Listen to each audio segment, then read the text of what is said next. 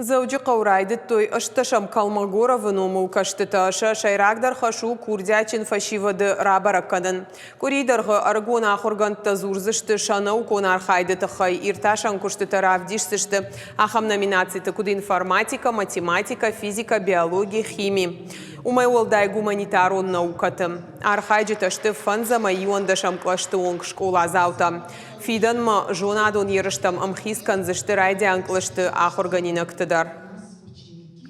Если не проводить такие конференции даже для массового школьника, то уж точно он никогда не узнает, что такое приобщиться к исследовательской деятельности.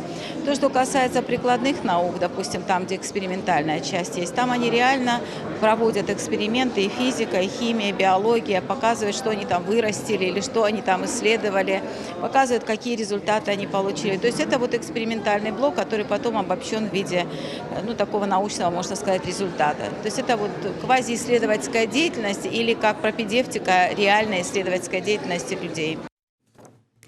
Калмагоров номыл каштыташты апатадамон наукон конференции в Жаранг абхан асаузан машкуем. Улахиш зауташа ирташан куштыта равдишсышты машкуй пацахадон университеты фарон сагат ирштойнак школа заута математика и секции басах штой артыкак бынат. Шара штой ратанхиды хожак. Регионалон конференции ахаш сандуун ашта март ионг асаж за ишсы пор школа зау.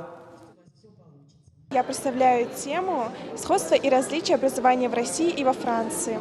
То есть я помогаю российским студентам, абитуриентам, вернее говоря, поступить во Францию, чтобы для них это было легче, чтобы они уже были ознакомлены с программой. Вот меня заинтересовала их программа обучения, потому что там есть такие аспекты, которые намного отличаются от наших, как, например, их система оценивания 20-бальная, либо же нумерация класса в обратном порядке. Это прям невероятно для меня.